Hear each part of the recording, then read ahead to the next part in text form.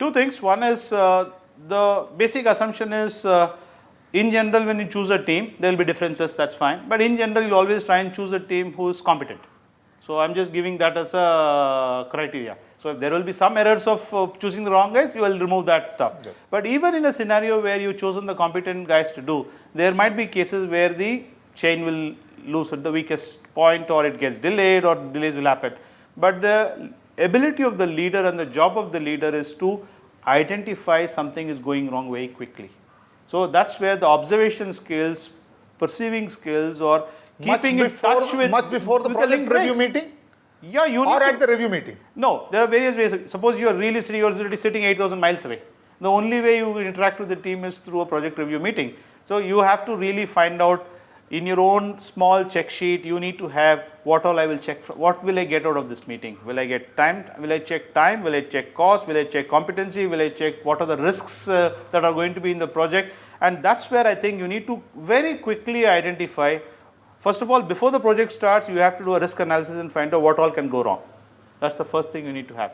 But that is a document which you have. But it cannot be a dead document kept there. It has to be a live document. And every time in a project review meeting, in a governance meeting, you need to have a session to identify what are the risks associated with the project at this stage, what is working well, what is not working well. And the signals come. You have to quickly process the signal and find. One is to process signal and not act on it. As I said before, you got to act very fast in any scenario, certainly in project. So you have to decide very fast. If you see a link is weak, provide support.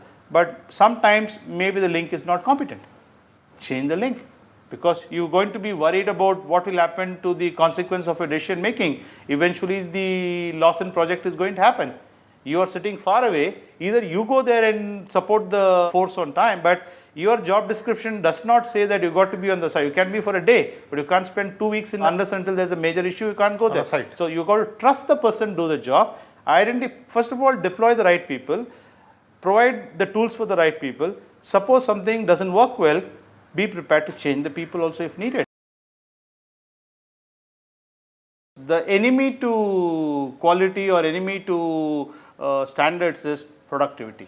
The demon called productivity. Yes. So in the desire to chase numbers, you find a way to trade off. A very good example would be is if you have to filter a product on a, I'm just giving a technical term here, 1/32 filter. And if 1/32 filter will give 4 tons per hour, and you have to generate 8 tons per hour, you just change the mesh size from 1/32 to 1/16. Or if the raw material has got a little bit grit, so you kind of choose a filter and you are fighting against chance that grit 1 micron, grit 0.5 micron, what will happen? So you are basically making a chance whether 1 micron will work or will a customer find a 0.5 micron, you allow it to happen.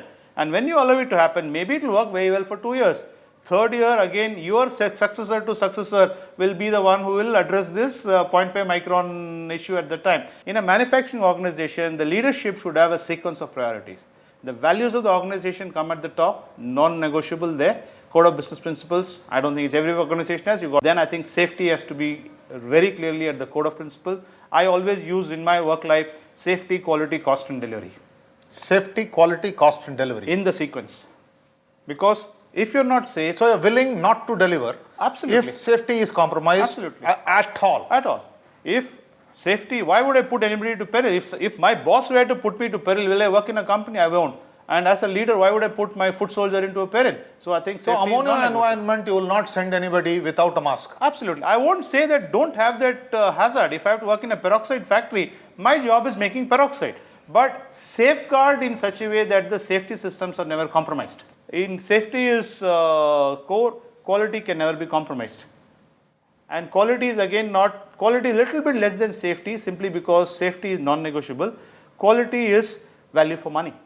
I can't say I will give a Häagen-Dazs ice cream at a 10 rupee lollipop actually. So that's value for money and then you got to design the product accordingly. You want a certain quality, you pay for it and we will use that to engineer your product. Absolutely. Don't trade off on accepted quality standards. Is what promised norms. Absolutely. What you want to give, you have to give. Then comes cost. If you really don't make a cost effective product, in the short run you can survive. In the long run you're going to make loss and you're gone. So I guess cost consciousness should be third in the list. And then comes output. So cost should not be, quality or safety should not be used to achieve cost. Cost objective. That is why the hierarchy comes: safety, quality, cost, and then comes delivery.